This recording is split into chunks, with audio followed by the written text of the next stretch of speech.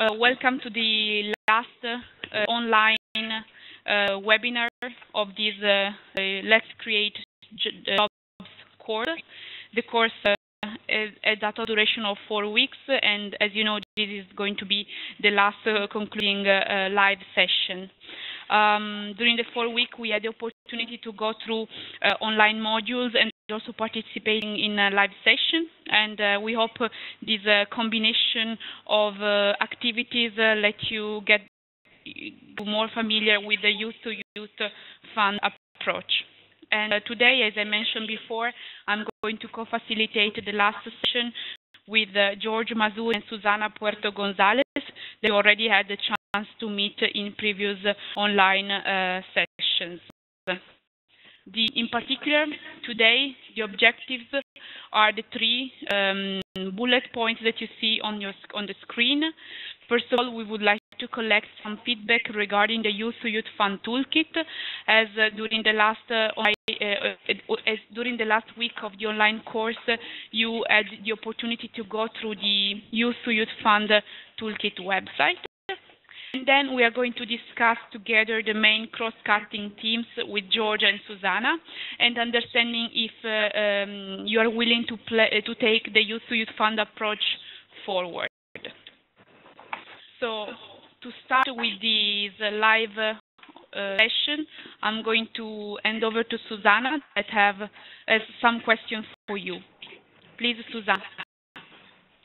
Thank you, Miriam. Hello, everybody. I hope all of you are fine and enjoying the course.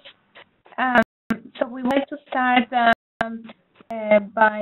asking your feedback about the Youth-to-Youth Fund Toolkit. As you can see, we have invested quite a lot in making this a friendly and an approachable tool that can be adapted and modified easily according to needs. And we would like to start by asking if you can give us some feedback within the website. You can type your answers in the chat, body, or addressing everybody, or just raise your hands or talk, and we can engage into that exchange.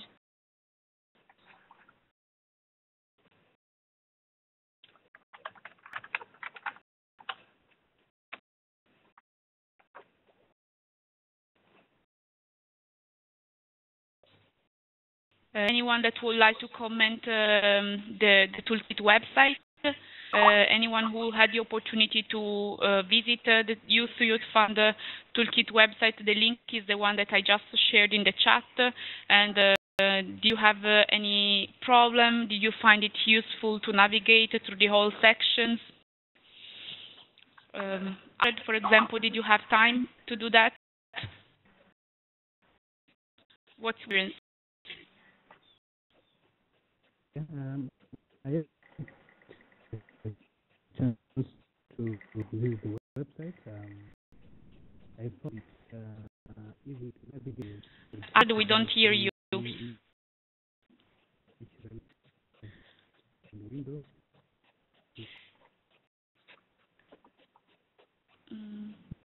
Would like to add something in the chat? Maybe my connection. Let me try to. Okay, something from Jane. Jane found it informative and easy to use. She visited the website but didn't go to all the details. She especially liked the implemented part and the offered resources. Any other contribution? For example, Dio, Joseph, do you have anything to add to what Jane just shared with us?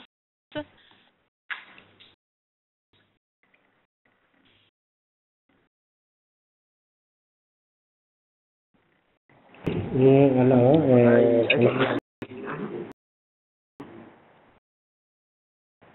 Okay, Joseph, can you speak? And then we give the floor to Dio. I've not had a chance to go through it all, but at least for the resource materials, I try to understand, and they made sense to me. Though I've not gone through everything. I'm yet to complete navigating through all. Thank you. Dio, are you saying?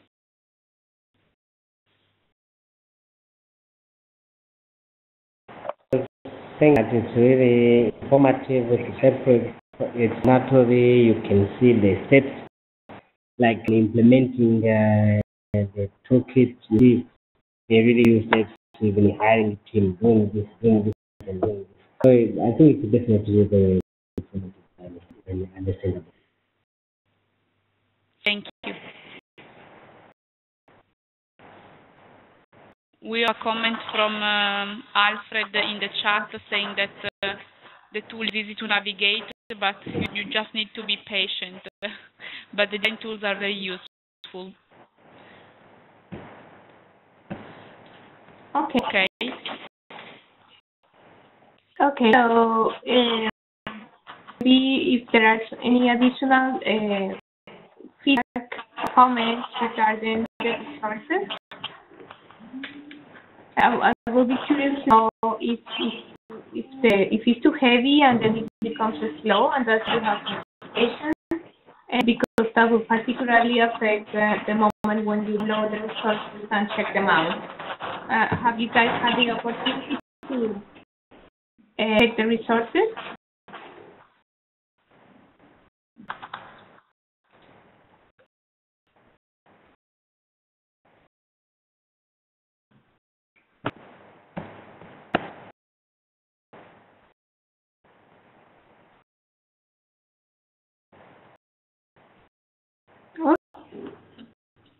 Maybe. Yes. There. Okay. Yeah, I think the resources are also used to, like, I had asked the judge to post the selection to, like, checklists, and actually you can find everything here. So I find it really very informative. I think that's what I prefer. Therefore, thank you. Yeah.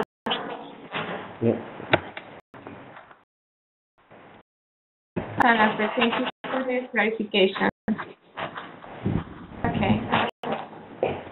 So, yeah, so the website tries to be very self-contained and self-explanatory, but of course, we certainly appreciate the feedback. If you think you have more specific comments on different sections, that's always welcome, and you can always send me an email. My address is in the contact information in the website. We continue, Alessia, if you can please move. Okay, today we wanted to discuss or actually reiterate on some items that we have mentioned throughout the webinars that are quite important structures implementation of the Youth Use Fund.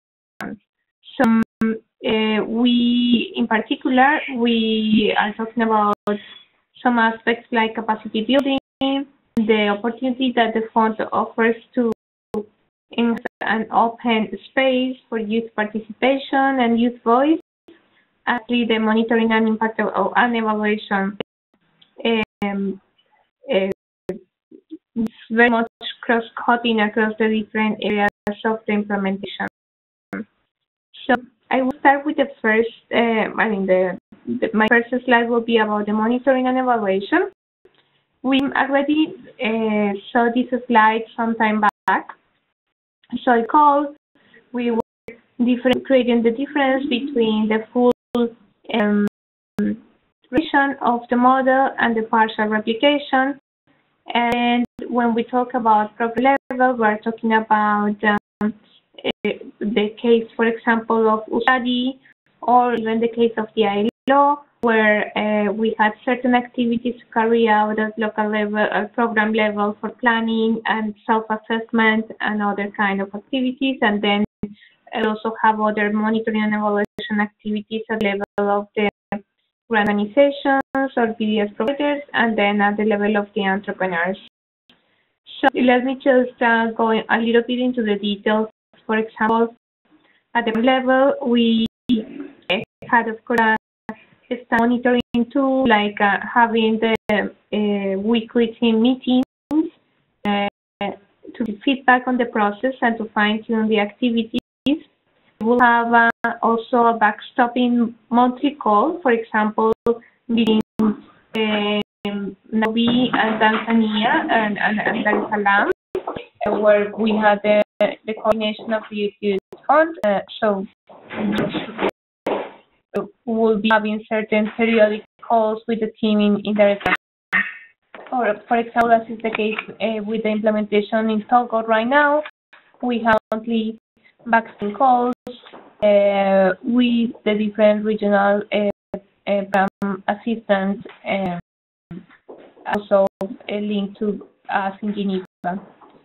Then also as part of the activities to kick off the fund, we have the baseline assessment, and then we have an endline assessment to understand what are the differences in different indicators, both at the level of outputs and at the level of outcomes.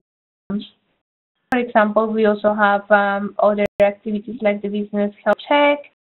And maybe if you can move to the next slide, Alessia, I will just give an example. So this is something you can find in the website. The section on monitoring and evaluation is this very comprehensive stuff that you can scroll right and left. Alessia, maybe if you can please put the link to this particular graph in the chat, that will be helpful in case colleagues would like to check it out.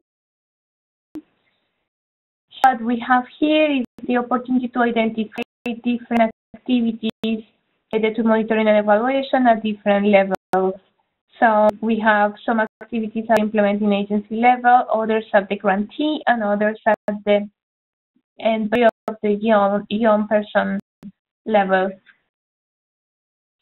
Let me just give an example, and let's see if we can move to the next slide. This is a close-up of one activity that happens under the end beneficiaries, and it's, for example, the grantee baseline. So at this stage, what we do very much at the kickoff of the project is to understand who are the grantees and also who are their beneficiaries. So the toolkit will give you some hints of what are the necessary inputs you will need to carry out this baseline. We not have links to examples of baseline and in baseline questionnaires, but it also gives you the idea of who wrote the baseline, what is the source of information, for example, in this case, the use of the survey, and also track sheets from about the changes in outputs and outcomes of beneficiaries. Another goal,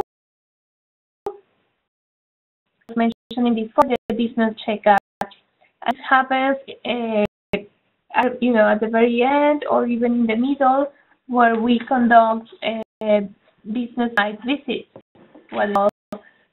to understand what is the situation of the business, what are practices that have been implemented in the business, and how that has after or whether that has had an impact on the use of different tools like bookkeeping, or directly how does the capacity build and other activities affect sales and profits of these businesses.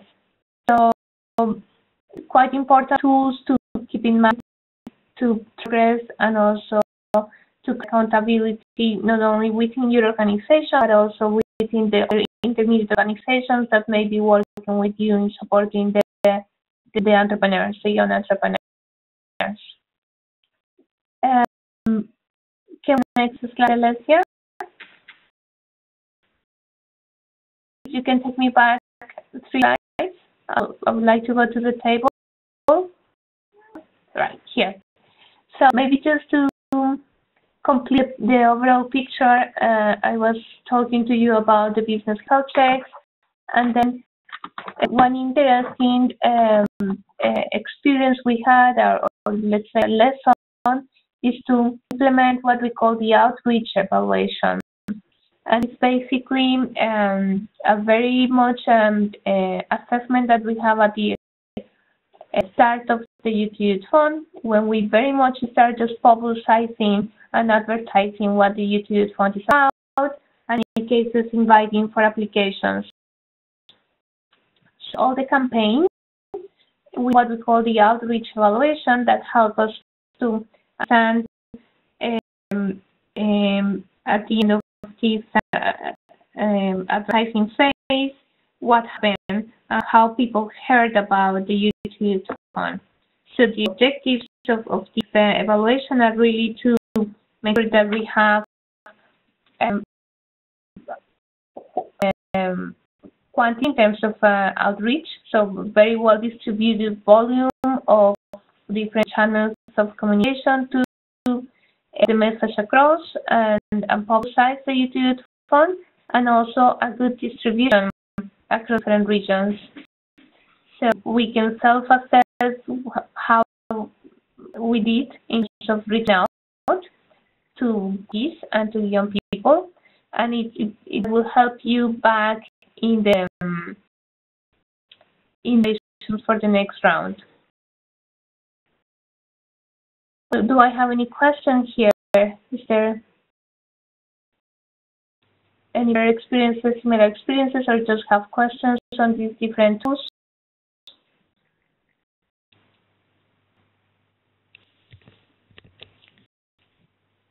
Thank you, Anna. You said we already revised the session during the last webinar, but okay, Jean says that there is no particular comment regarding monitoring evaluation. Is any other else wanting to comment or will to ask for more details? Clear?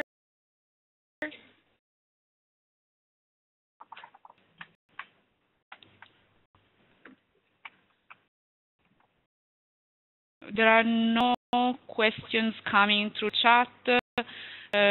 George, would you like to complement what Susanna said, or we can? I'm gonna just recall to everybody that what Susanna was just sharing with us is available on the URL that I just shared in the chat. So youth2youth toolkit.org/monitoring and evaluation, and you will find the interactive table where you can explore all the different phases and resources and steps that are necessary to carry out the monitoring and evaluation. Yeah, I think Susanna has given a comprehensive talk, so it is okay. As far as I'm concerned, she has done more than what I expected her to do. I think it's good from my end. Okay. Now, if there are no comments or questions coming from the participants, okay, Dale? I would like to have on this outreach evaluation. I don't know why it just didn't to the program level only, because if we use the partial model, then the BDS provider still would like to know the evaluate your outreach level as well.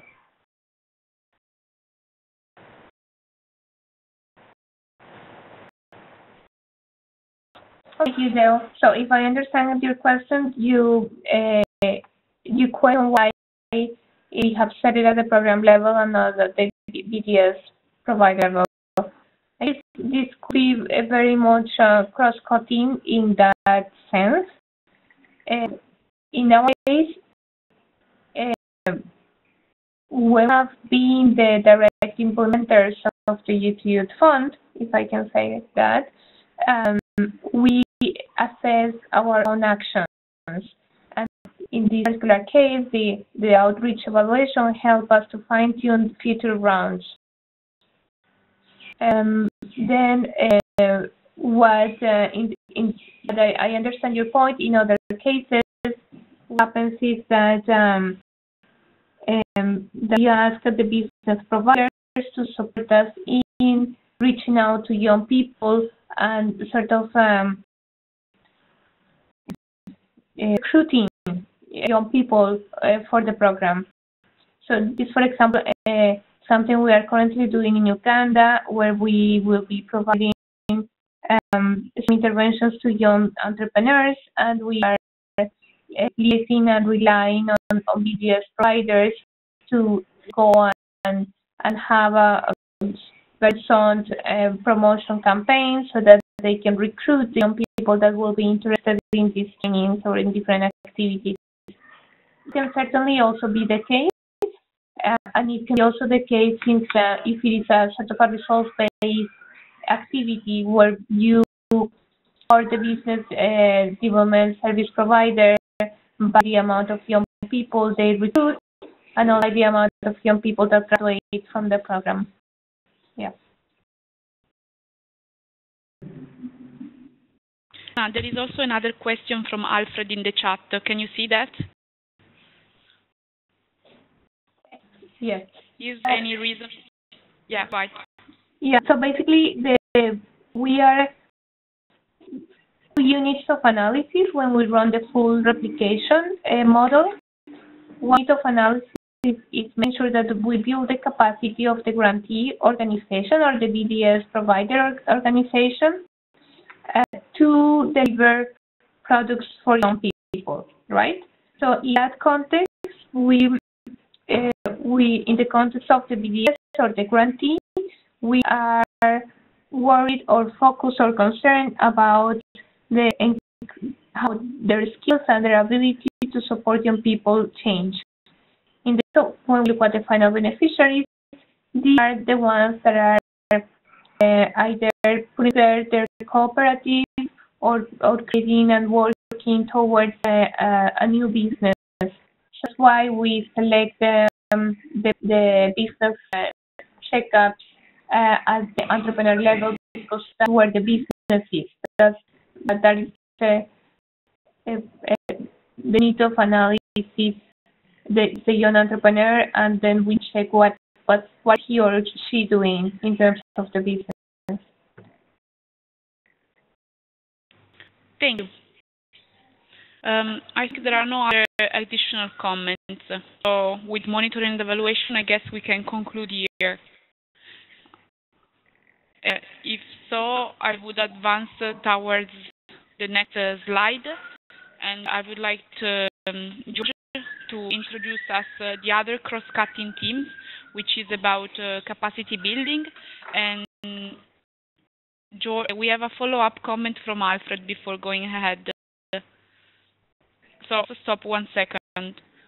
Alfred is saying, I would have thought the health status of the BDS provider might be important for replication and or sustainability. Yeah, I can. Yeah. So if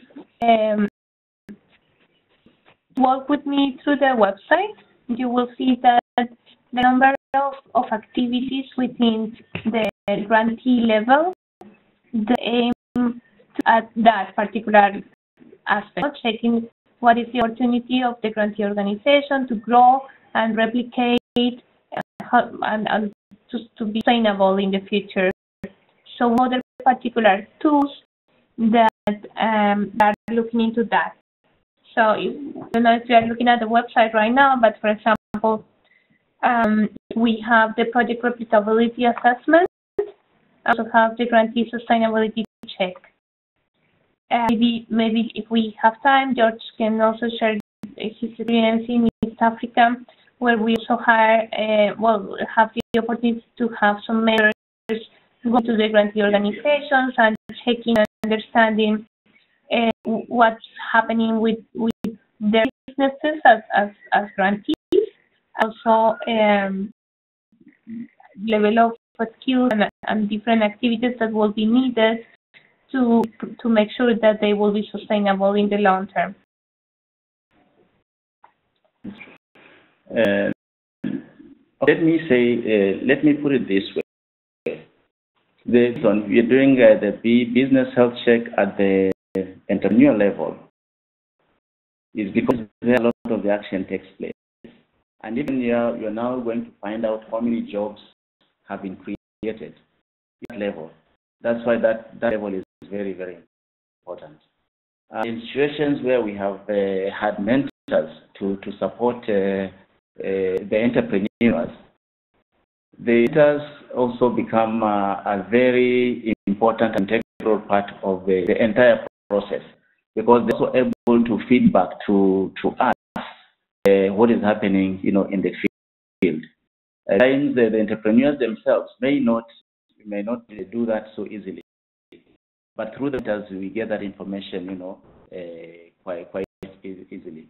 Like yes, all these the BDS providers and the mentors, we had what we call a feedback, template, and they're reporting, to us periodically, so that then at any one time we know what's happening, on the ground.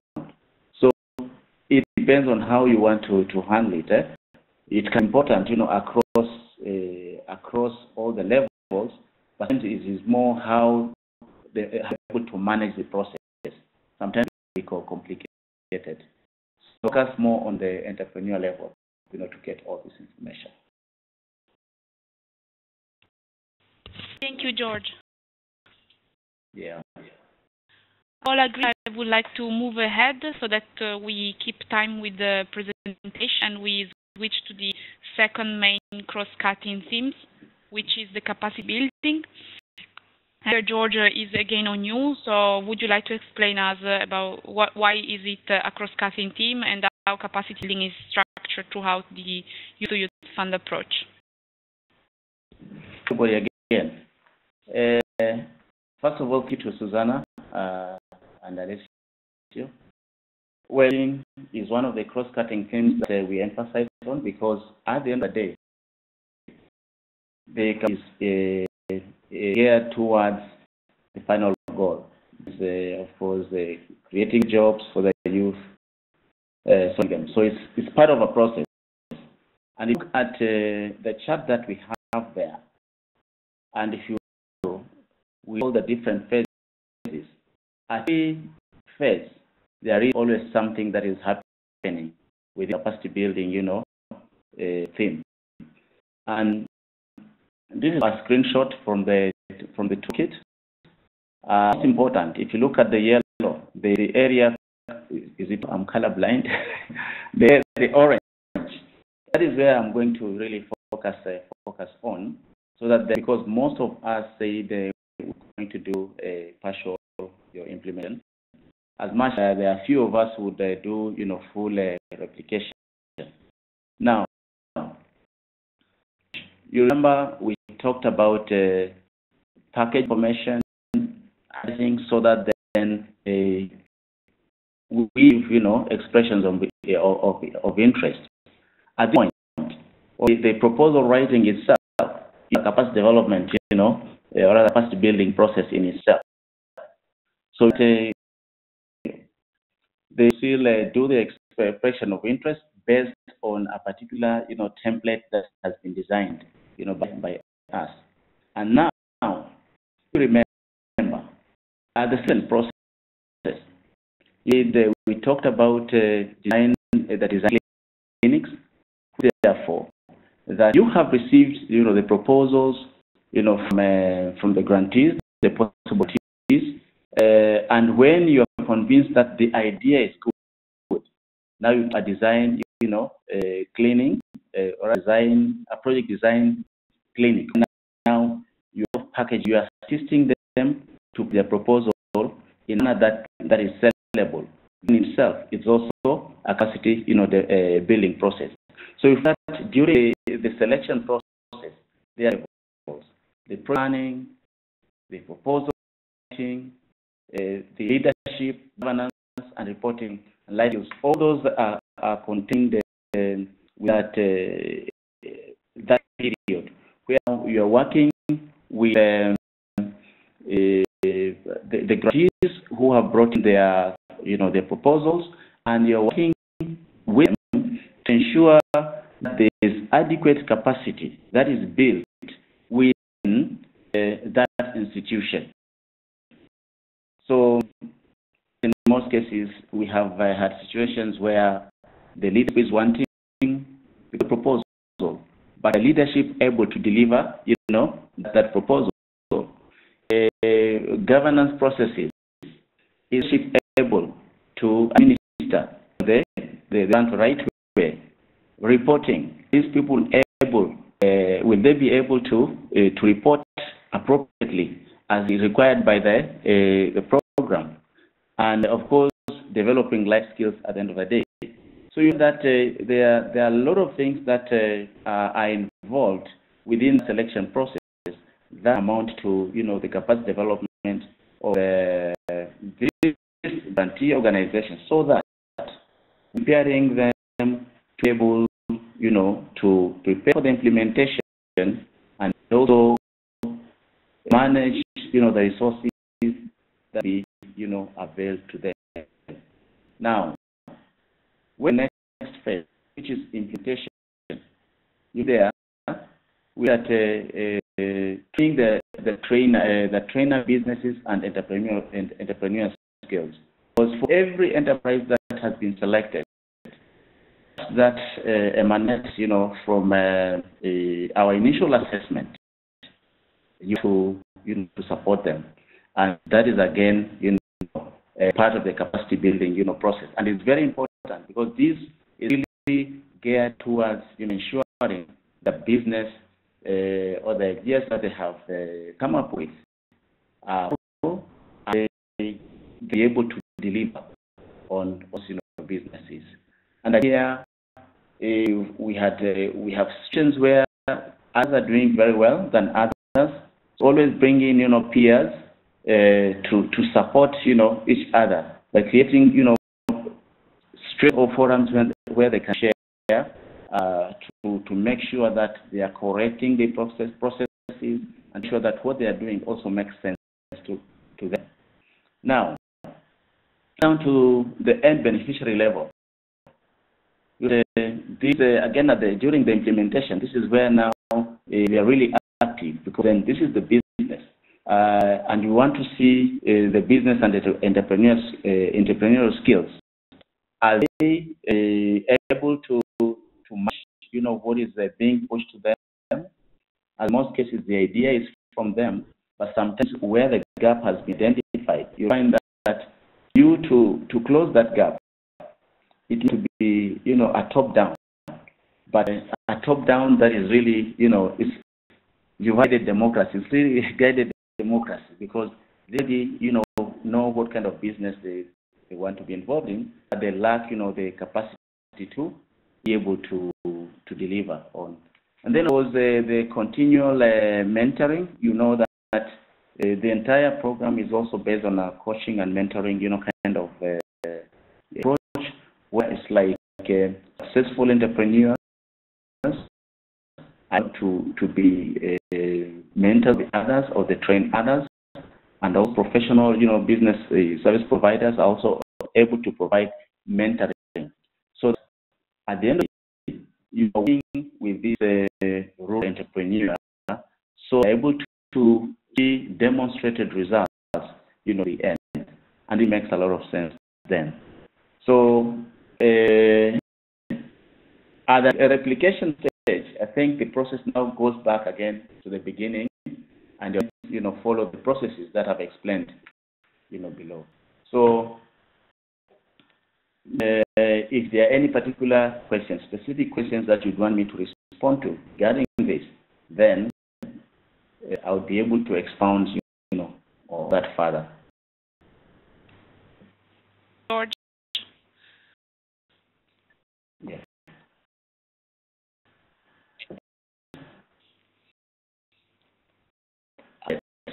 His voice is in action, Alfred. What is that?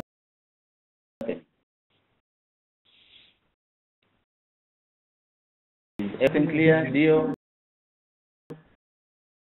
George, I think you could also clarify on capacity building in the area of sustainability of the program. Can you hear me well? Yes, I think there is an issue of sustainability, because maybe you also do support to the grantees. Yes. Again. Okay, I will look at the different levels. From the entrepreneur, level, I'll begin from the lowest level, the entrepreneur level. For instance, sustainability as a basis of the businesses that they're involved in. Are these businesses viable? Have you put in place, structures that will enable them to run those businesses without your support beyond, the project, period? And that's why you want to ensure that the mentoring is really effective, and the gaps kind of have been bringing the businesses down. Are also, professionally, filled. These entrepreneurs, the level or the last level, they are able to see the businesses running effectively without any further support. That is that level.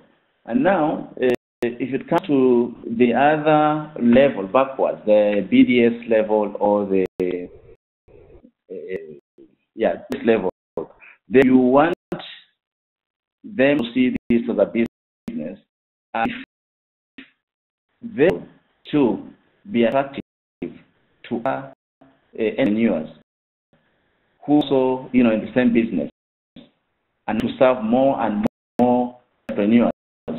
You can say at that level also doing something, and you need to look at sustainability at that, in that context.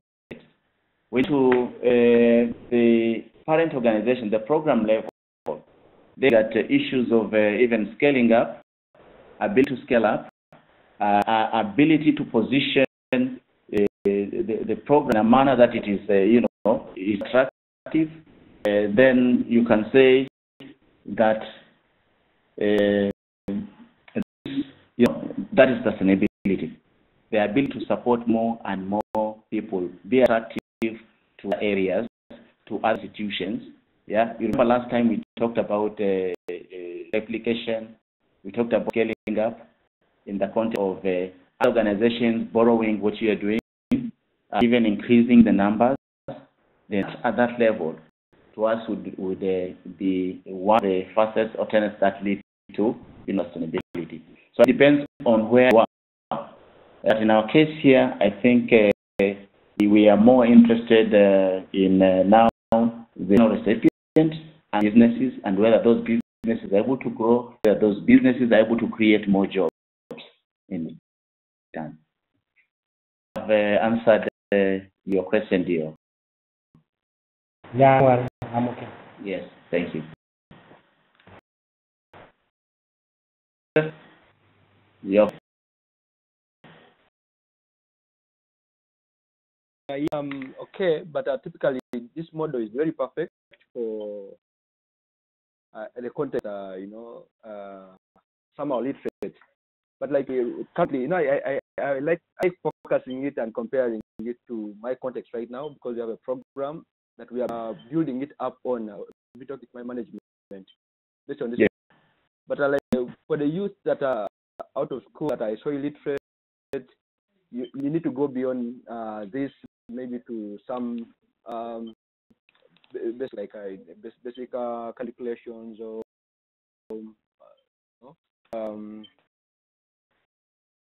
maybe not calculations in that kind of way, because this is people that have gone to school, so this kind of thing is more suitable to different youth. You are right, Joseph, in the sense that this what we are doing is not cast on stone.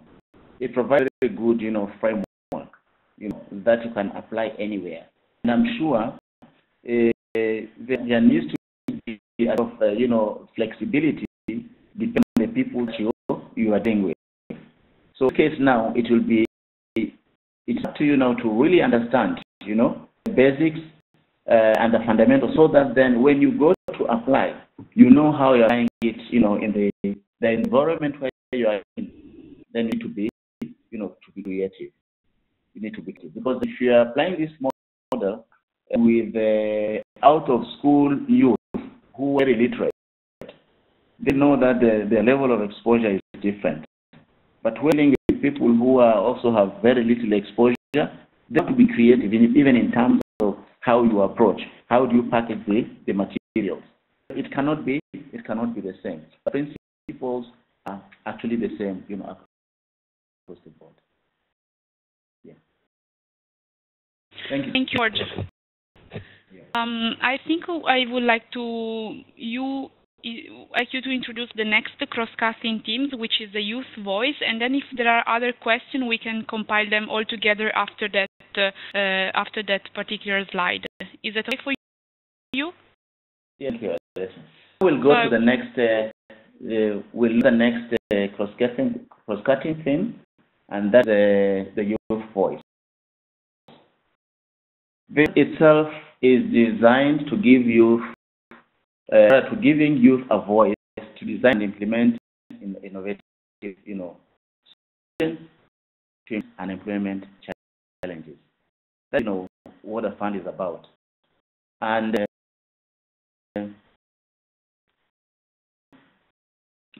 for the youth will participate when everything makes sense to them. Again, once everything has made sense to them, they also want to demonstrate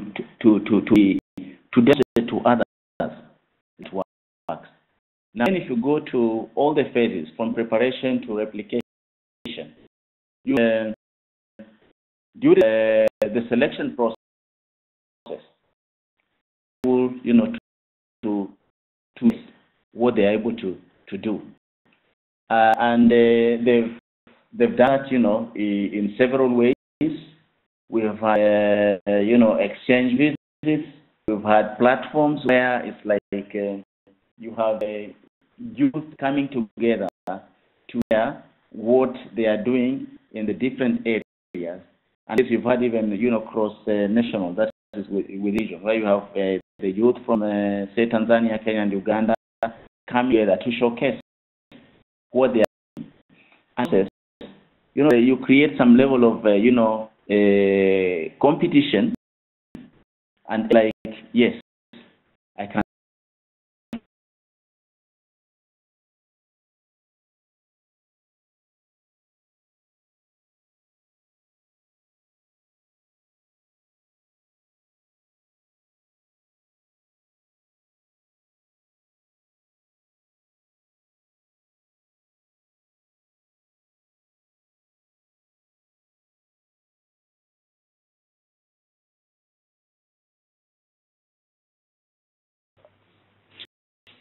I think we have lost George for a second. I'm trying to see what's the problem.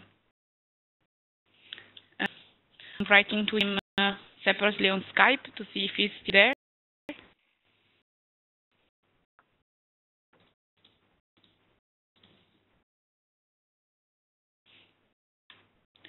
I have.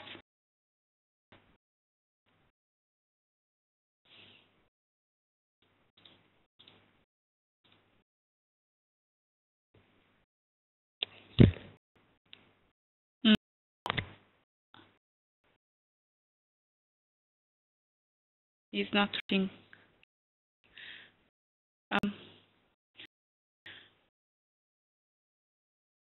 Okay. So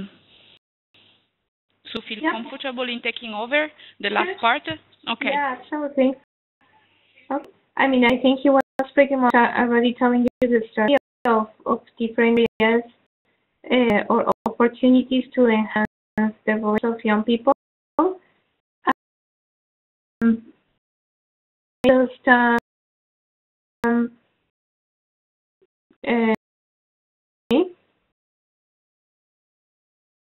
I can hear you. Yes, we can hear you. We can hear. Okay, great. Well, so basically, maybe just to add to what George was saying, I wanted to tell you a little bit of the story of why we came up with the Youth Fund, and it's very much related to our aim for youth participation. So back in 2005, we had very strong engagement with a consultative group of people who are in position of advising our work Hello? on employment.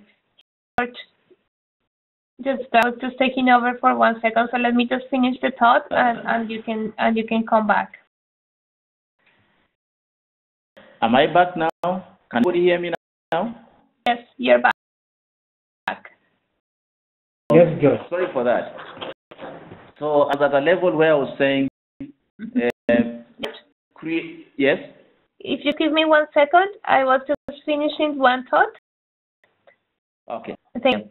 Okay, so we had this engagement with the consultative group, led to the publication of a book for on how to promote youth participation. But then one of the main comments is that this engagement with at that level didn't involve young people in the communities. So we were investigating for different innovative approaches to get the voices of young people out, and this is how we came through the idea of the Youth to Youth Fund. So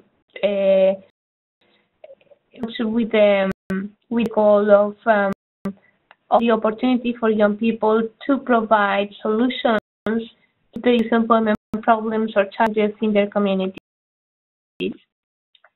Yeah, so that's all the contribution to this piece, and maybe George, if you would like to finish the section.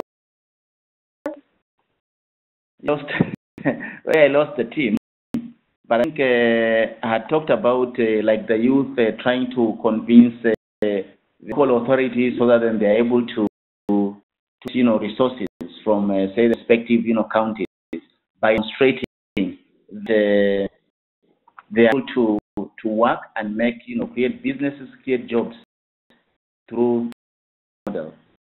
And we are together at that level for today. Yeah, I think you were telling us about the different opportunities for the engagement, but if you would like to give us an example about that opportunity for them to impact policy making or decision making. Yeah, that's what I was saying. Now, in our case, look at the stages our entrepreneurs had reached. They to share and influence decision making at the policy level where is available, because that through this program we are able to get funding to a certain level, which now the entrepreneurs were able to access funds from now the traditional funding sources. For people to do that, they have to themselves. They position themselves. They have to position themselves by ensuring that now they demonstrate, they showcase the successes, and they have to prove that can work. In case we've had, like the counties, the Youth Enterprise Fund allocating resources to support, the initiatives that the youth have started. And the most recent that I share with you is that 15 of our current Y2Y, grantees have already been taken over by the program and support or rather get more employment, opportunities through already started. This program is called the Global Youth. Is a global support program for civil societies. They have taken over some of the initiatives that we started through this fund, and it's because they are able to demonstrate that it works. So the things that are happening, and I remember I was sharing with Suzanne today, this afternoon. They're also in, was it Senegal or Cote d'Ivoire, Suzanne? Yes. Yes. Iran. So Sierra Leone. Yes. Well, you can share that story? Yeah, absolutely. So we're a grantee organization, the MPT in Sierra Leone, and they were invited to share their ideas in a radio program.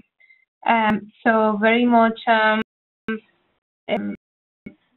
story and how it was very inspiring, so that they got pretty much space in the radio program every week. So and they got appointments and the opportunity to discuss this with the government, and in general they were not only told their project, but they were also talking about the situation of young people in their communities and what were potential solutions. That was the case for Sierra Leone. You see, all the efforts are geared towards increasing the visibility of youth are doing. So involve, print media, the electronic media, candy. So done it, and with a lot of success, and I'm sure in one way, we go back in your own, environment. You can also look for avenues of ensuring that the youth are able to showcase and present, their positive, aspects of business they're doing. I think I'll want to end there and invite questions, so clarify further where. Yeah, thank you, George. I wrote in the chat that if there are questions or comments, I invite participants to write them in the chat. And at the moment, we will have time to take only one question, and we have to proceed with the following questions that we have for the people participating in the webinar. So if there is one question, one comment that you would like George and Susanna to clarify, please, this is the moment to ask your question. Either feel free to activate your microphone.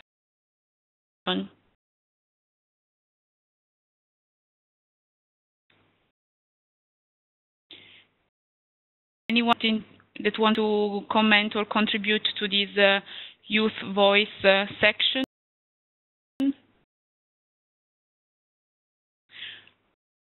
Other, you can use also the online forum during the course to come up with issues, questions, thoughts that you would like to clarify and share with other participants of the course.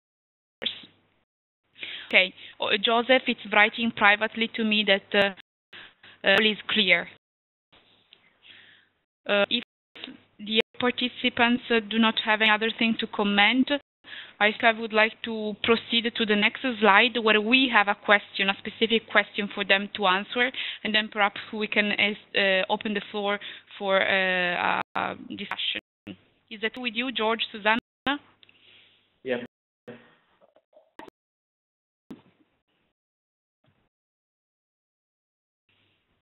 Hand over to you. Thank you. Yes. So this is the moment of truth. We would like to know, after you have been exposed to these 4 weeks of the Youth Fund model, and share with us who is interested in taking the Youth Fund approach forward. Maybe just descriptive to tell us how you plan to do that in case you are thinking of doing it, and to complement, give me a second question about what kind of non-financial support you would like to receive from the ILO. So the floor is yours. Just I see Dale is writing. I don't know if you would like to elaborate more, but I'm here.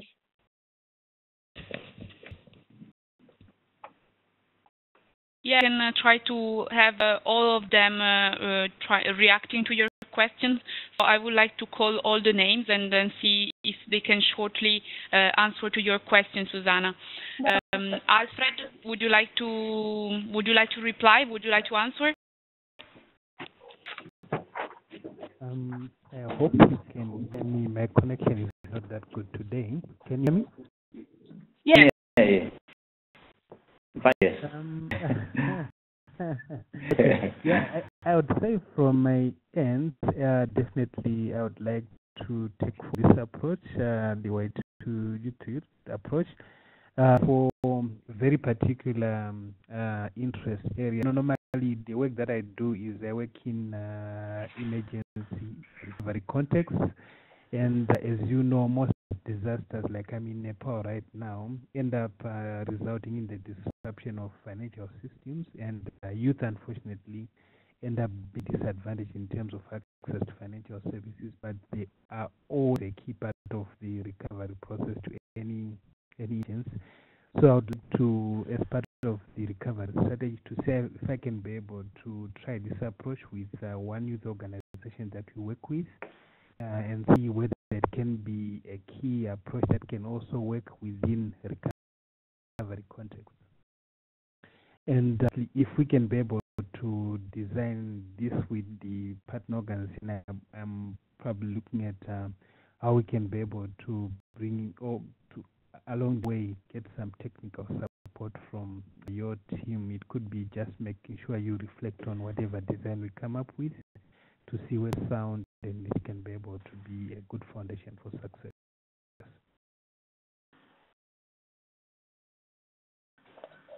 Okay. Would you like to say something?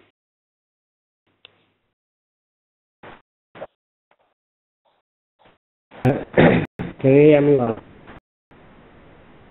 Yes, we can. Hello? Okay. So, from Tanzania, organization to go for this partial relocation. And I think my two questions are what kind of documents would you like to receive from the law? Or they can come back to the capacity building that explain.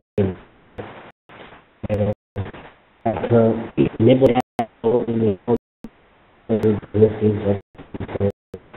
so forth. But I wonder, you see, full replication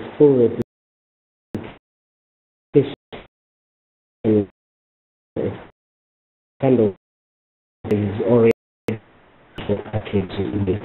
Now, I don't know what the benefit of the I think I'm looking at it once I know this experience. Is there a treatment in the like you do nation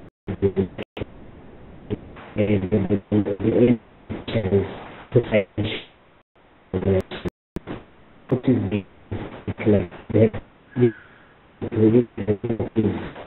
right to right to find more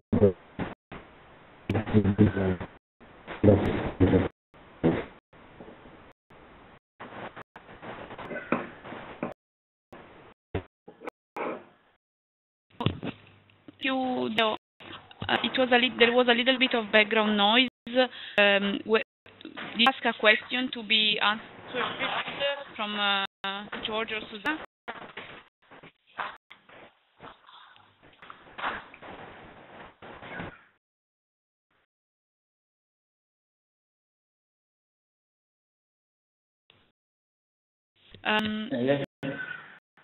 I have a question.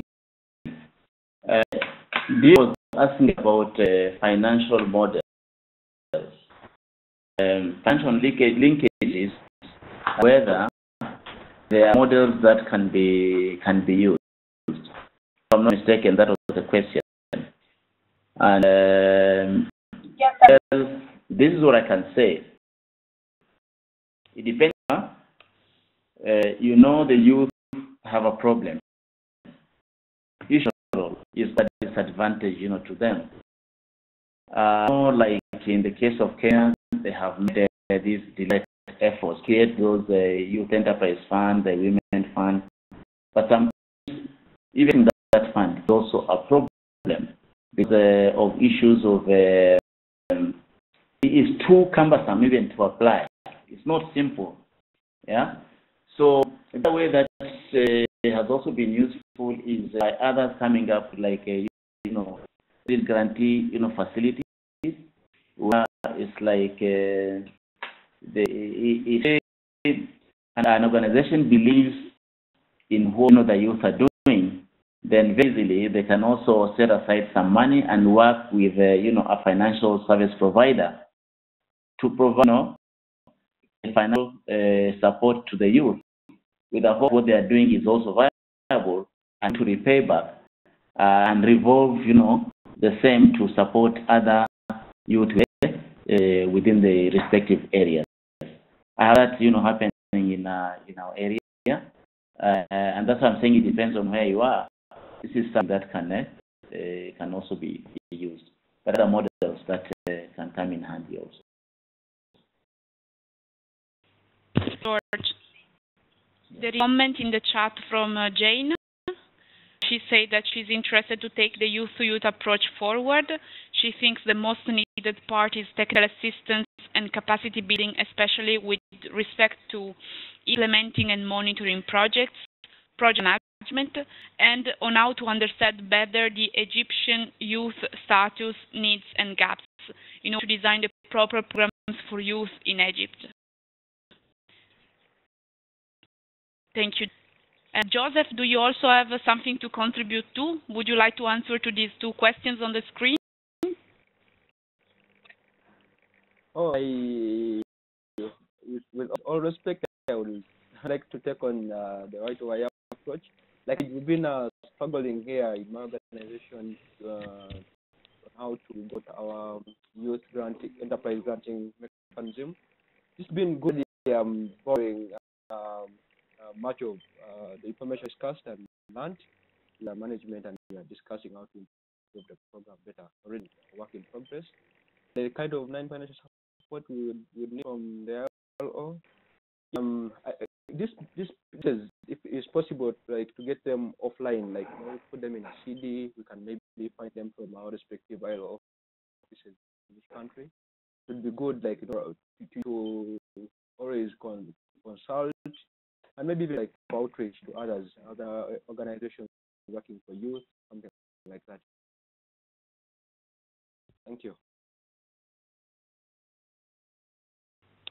Thank you, Joseph. So, George, would you like to provide a general round of comments to all of them? Maybe just to something just came my mind when I was responding to Dio's question, the issue of financial models. What I've seen also proving to be useful, right, is what you call the village savings, village savings and loan association, and you find most of the youth are within those areas because they come from villages. Special products within the villages can also be attractive to the youth if they are clearly, designed. Because then the community understands their youth more, and the issues of sometimes collateral are addressed more within that, village context because they know each other. So to add that as one of the avenues that people can also look to, especially in this area where if you go to the bank, you will not be given money. So the bills are really also working. On a more general comment, I think for me it's been a good amount in the process at my margin. So in interactive, and I am sure and I've seen that people, they want to take this model forward. For those of us who have been involved in this, especially myself, where requested, I think were required, I don't mind, providing any, support, any technical support that any would require. I'm sure, Alessia, at the end of this, you can, you'll provide our contacts and everything. If any support is needed, I think I'll be more than willing, to provide. Yeah. Otherwise, would you like to say something related to the next slide we have in the presentation? Or Definitely. So let me just summarize a bit the comments. So we basically were discussing the technical support, capacity building, tips on other factors of success, for example, the financial linkages. So I already sent some information to Jane, specifically in Egypt. Also, you know, if there are questions or you would like to see if we can exchange information that is particular to your country, let me know, because that can certainly, I mean, I'm also very happy to see if there are other gains from your side from this engagement. No? So, for example, the information I just shared with you relates to the school to work transition surveys in Egypt, and might be other countries where we have done similar things to be, and this would primarily help you to diagnose what are the labor market challenges for young people in the country. So, focusing on a youth fund, the website will, as you have noticed, there is a section that provides information about the support that we can provide and the engagement we would like to have. So it's very encouraging and very positive that you think of adopting and implementing the youth fund. Very much responding to our interest of sharing our experiences, but also sharing the requests we have gotten from young people that they should be more involved in actions or measures that relate to them. So to explain you a little bit, in addition to this online course, there is we are putting together a community of practice of organizations that are implementing the youth fund. Of course, to be part of the community of practice, you have to demonstrate that you are have the capacity, particularly the financial capacity, to implement the youth fund, because the objective of the community of practice is really to be an online space for working, sharing of experiences. This is primarily comprised of organizations that are currently implementing the youth fund or are embedding the youth fund model within their delivery plan, so that they become a group of peers working on youth fund, and they will exchange experiences, they will exchange tools, what went well, what went wrong, and very much with the idea of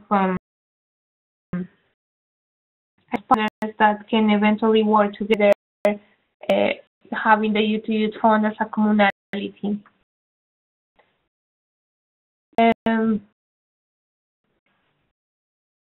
Our expectation is that the community of practice will help us to open up that conversation and also entice sharing that translates into improve ability to implement and to monitor the youth fund. Open the floor. Do you guys have any question about this?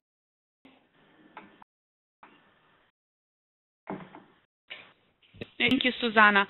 More details about this community of practice, of course, will be available soon, next year. We can perhaps share these when the community of practice is available, either in the online platform, either via email, and then we can start the selection for the organization to be part of this community. Anyway, this is the screenshot that you see on the screen is also taken from the Youth Toolkit website, and I share the link in the chat so that you can also have more details through the Youth Fund website.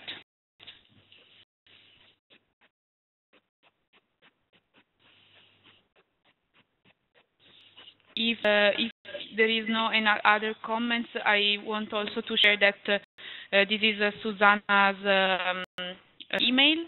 As she was mentioning at the beginning of the webinar, you can use this email address to get in touch with her individually, separately from this webinar session, and ask for further guidance.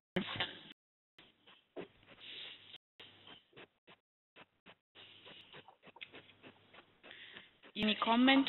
Final question?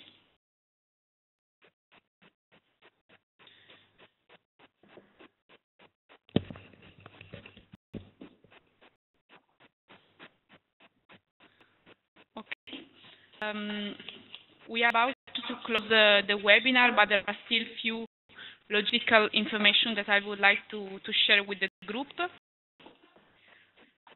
First of all, as I said before, this is the last webinar session of the whole course. The last active week of the course was actually last week, where you had to take the last online module. The online course will be still open for sometimes. You will be notified when the course platform is going to be not accessible anymore, so that you can download materials or you can take advantage of the forum before that.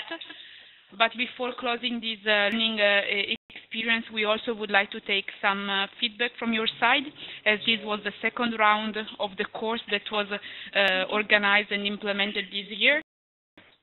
So to get to know your feedback to further improve the online course, as there will be probably other rounds next year. So I'm sharing with you the link to a survey that you can quickly fill online. It's not a long survey, so it's not going to take you more than 5 minutes to provide feedback. And I will also share this link on the online course, so that you can also access it from this webinar. And I really invite you to fill in the survey straight after this webinar session, so that you do not forget about providing feedback to us. Other thing that I would like to add is that apart from thanking you for the participation, especially this group of people who was quite active in all the webinars, there will be also issuance of certificates at the end of the course, either certificates of completion or certificates of participation, and these would be based on your active participation during the course, especially during the live webinar sessions. And in 1 week, you will be notified also of these certificates by email. To respond to Jane's question in the chat, the evaluation that we are asking you to take is mainly an evaluation of the whole learning experience, but there is no particular assessment of knowledge. Would you like to add anything else to conclude? No, just to thank everybody for your participation and for your interest in the YouTube Fund. I'm much looking forward to continue the engagement in the near future.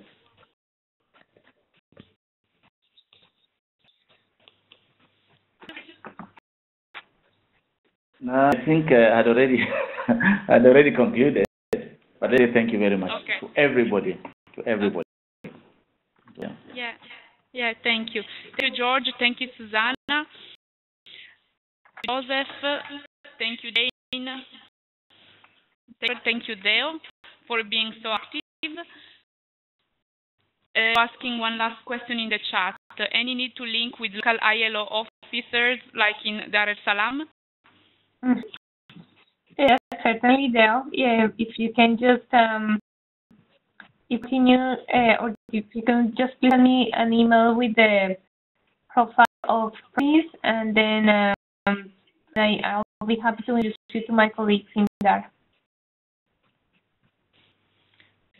Okay, then just remember that you can exchange separate messages with Susanna via email. You can still go on the online platform and take advantage of the course forum. You can get in touch with me also via email, as you know my email. And the recording of this webinar will be available on the course platform as we did for all the other sessions. So with this, I conclude. And if any other information, you can exchange with us separately. Thank you for your participation. Thank you, Leanne. Thank you. Thank you. Thank you. Yeah, thank you, George.